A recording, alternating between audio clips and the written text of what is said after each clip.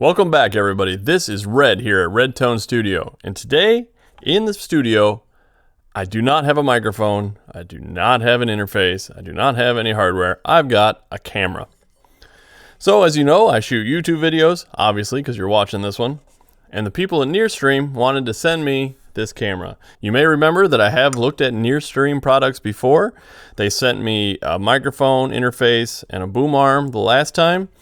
And this kind of goes hand in hand with this. This is a kind of a webcam, for shooting videos, streaming, or, if you're working, you could use this also as a webcam for Teams or something like that. But let's see what we have. So we've got a big sensor on the front.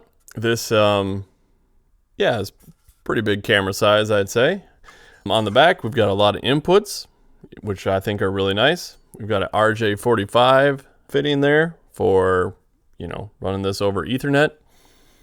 USB-C, so you can plug right into your computer, and an HDMI out. So if you want to go to a streaming card, or if you needed a separate monitor, haven't tried that out, but And then up at the top, if you need extra power, there's another USB-C to power this. If your computer doesn't power it well enough, you can put a power brick in. And then also audio out. Yeah, so that's about it. It's just a camera. We'll plug it in. We're gonna go into OBS, broadcast software, and have a look. We're gonna shoot it out against my webcam that I already have here on my desktop computer, a Logitech C920. And then also we're gonna have a look at it with my Canon M50 digital camera that you're looking at right now, that I do most of my videos on. Yeah, so let's get into it. Oh, also, it came with this stand. Yeah, pretty nice. Nice and solid. Came with a cord, a USB-C cord, to power it, to run it into your computer. Let's jump into OBS and have a look. All right, so here we are in OBS. This is probably the best way you're going to be running this webcam if you're not using it for, say, Teams or something internally. So here you would be for streaming. I would use this also in my YouTube, channel to just record whatever is coming into the NearStream camera. But let's see, right now we're looked a little washed out as we're looking at it. So we also have the NearStream app, which I will pull over here. And this has a little bit of settings. So saturation, brightness, contrast, a frequency, and an HDR setting. Now I've tried most of these settings. HDR needs to be on, but it says you cannot use it at 60 Hertz. So we drop down to 50 Hertz. When we drop down to 50 Hertz, then HDR comes on, which gives you a pulsating light here in the back for that light bulb. It also gives quite a bit of delay for the vocals. I'm going to line these up later, but you'll see that there is some delay. When we switch back to 60 Hertz, HDR off, give it a second, and yeah, it needs a lot of work in the color section for sure. So let's see if we can't fix that.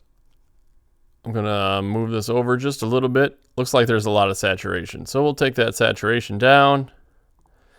Maybe right to there. That's on my face. That is a little bit more natural. I look a little red. Maybe I got a little sun today. The red in the back is looking a little bit purplish. We can turn the brightness up, but maybe not too much. It is a dark room. Yeah, so there you go. Not so bad. I think I kind of like that HDR, but at least my light is not, pulsating. We can turn the contrast down. Maybe that's a little bit more natural. Not so bad. Still not quite the right color. It is definitely red here in my shop, an actual red. Same color as my bar. Yeah, it's pink here. Let's see if we change this a little bit. Nah, saturation doesn't seem to help. It just makes it pinker. We can change this hue. I think it's a little redder. There you go. I look a little green though, but my red is better color. Turn the saturation up maybe. Yeah, that's not so bad. Maybe a little yellow. You know, maybe you could fix that in post. But yeah, so that's how we're looking. If we change this back to 50 hertz and HDR, you can kind of see where we're sitting there. Yeah, completely washed out. But maybe ever so slightly more crisp. I don't know, but we'll try that in 60 hertz. But overall, that's about all the settings you get. I would love to see some, you know, ISO settings, also probably some white balance. That would probably help out a whole lot, but it is what it is. Maybe in future iterations of the software, it'll add some more. You can see there is a device update where you can update the firmware, which I have done. But overall, it looks pretty good. Not bad. Similar to a webcam.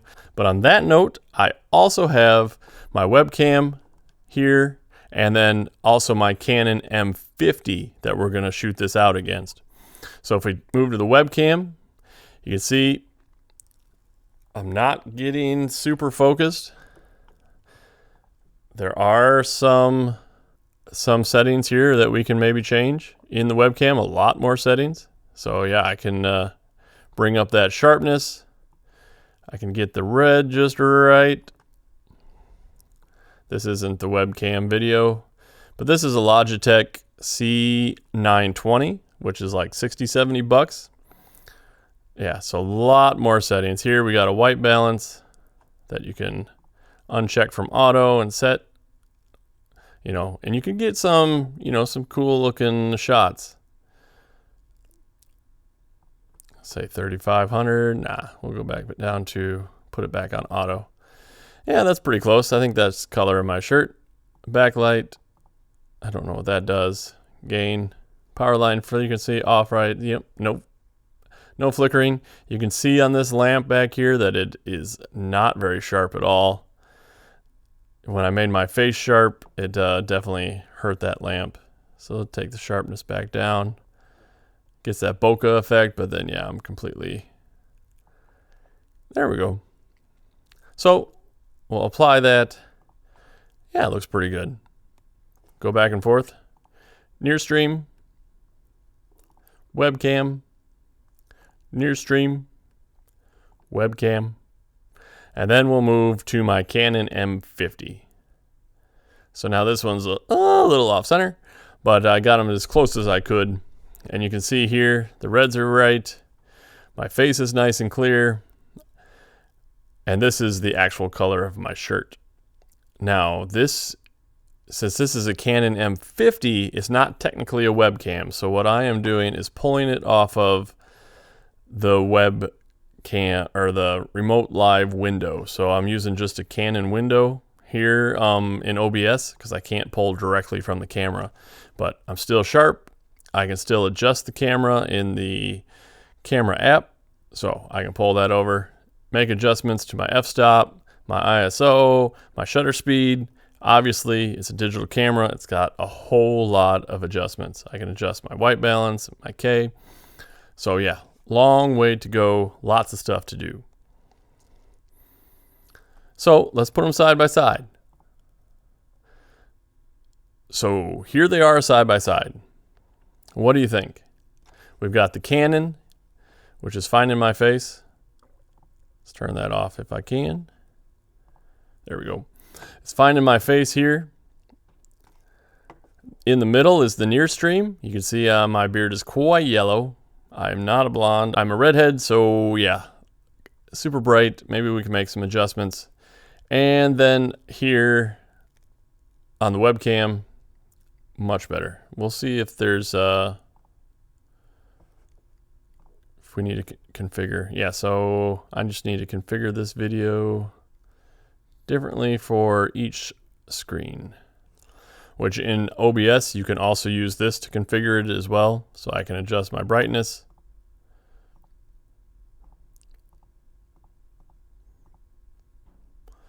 It gets me there. Contrast. See if I can get my beard the right color red. Ah, there we go. That's better. But yeah, still really bright. Obviously, the same lights are on.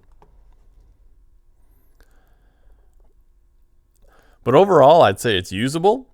It's going to take a little bit of extra time in post, for sure. Let's move on from this. So now I have the remote. Let's see what it can do. Yeah, so it's got video I can turn off. Hello, I'm gone. And I'm back. Yeah. A little bit delayed. You can turn off the audio, which I'm not using. It's got this arrows pointing towards each other. How does this work? Arrows pointing towards each other up here. Switches sides. I can lock it. Doesn't seem to do anything. Hit the OK button. Nothing. Up. Down. So it's zoomed in, and now I can frame myself in the camera. So that's kind of nice.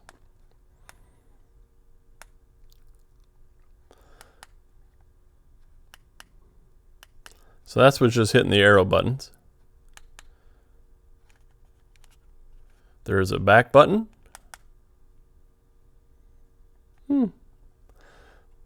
There's an AI button. Kind of set me back to normal.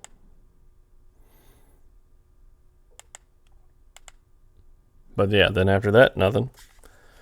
We got a zoom button, I assume.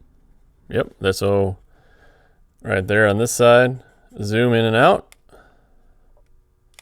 Zoom in. Let's see how far it goes. Here we go, zooming in. Oh yeah, look at that beautiful beard right there. Ah, yeah, that's nice.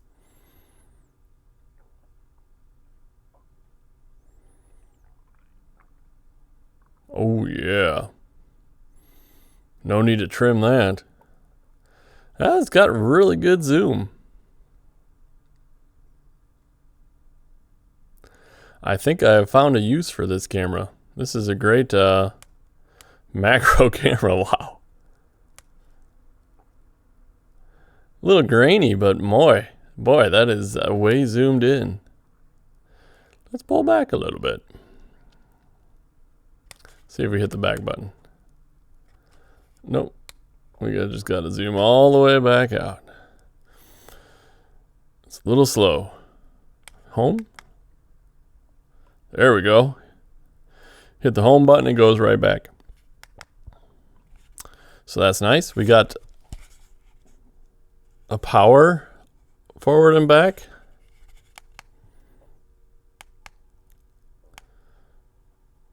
So that zooms a little bit faster. Hit the home button and zooms right back out again. So this could be fairly useful. Looks like a picture-in-picture button.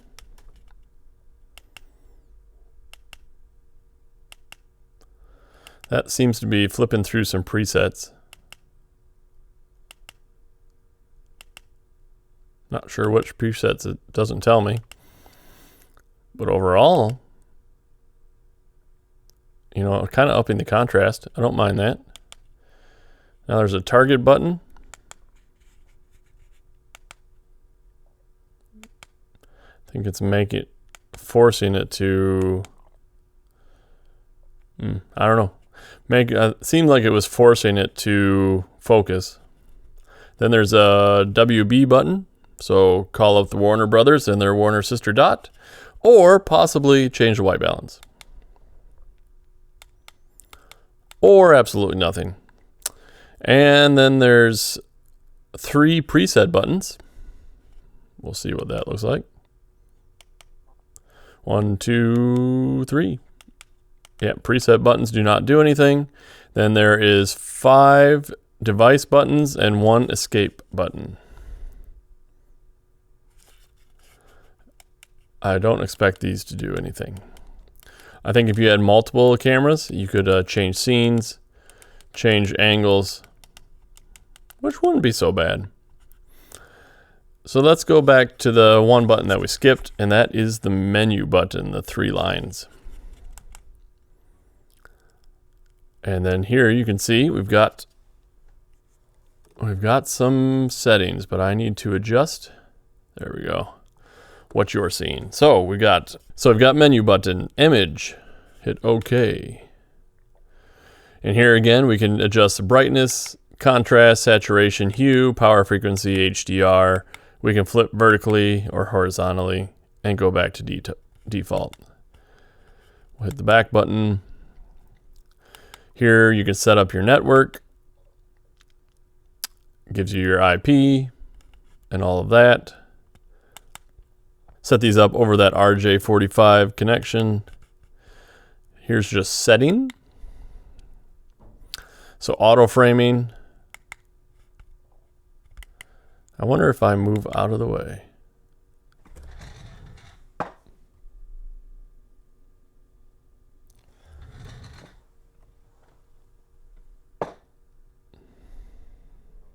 Yeah, I don't know about auto framing. What if we zoom in? Does it follow me?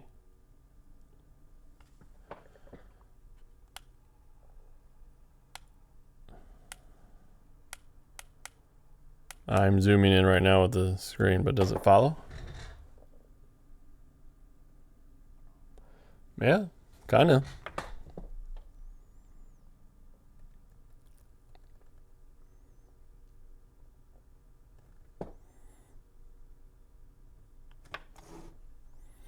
So there is kind of some smartness in there with the auto framing.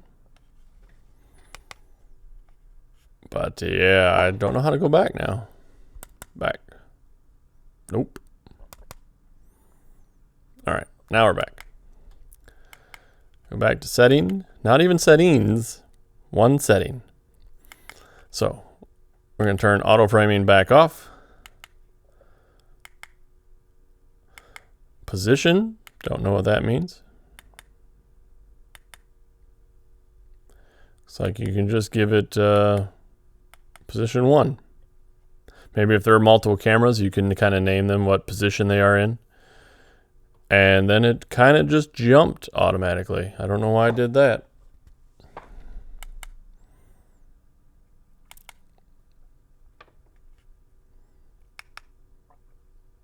Huh.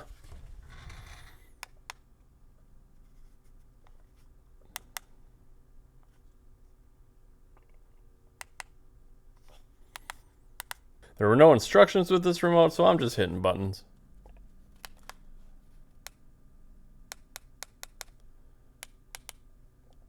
And now none of them are working. Turn it off.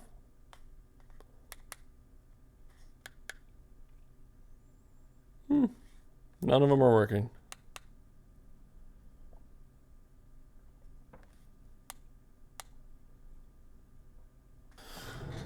All right, randomly I'm back. Let's go back to settings. We're going to put this position back to 0. Here you can enable the audio.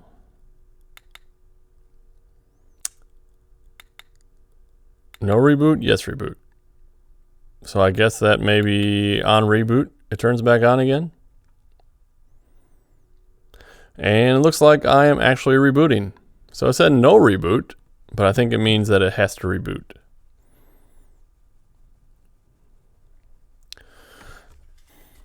Yep, had to reboot, and I'm back. Back to setting, and we'll kind of look at the rest of them. So there's LED enable, which I assume turns the LED off in front. There's a little front LED that tells you it's recording. I guess you can turn it off. So if you don't want it to show you that it's recording, which I'm going to leave on. Seems a little suspicious. So vertical screen, I assume this no reboot means it does need to reboot. So I'm not going to press it. And then reset all. It's going to need a reboot as well.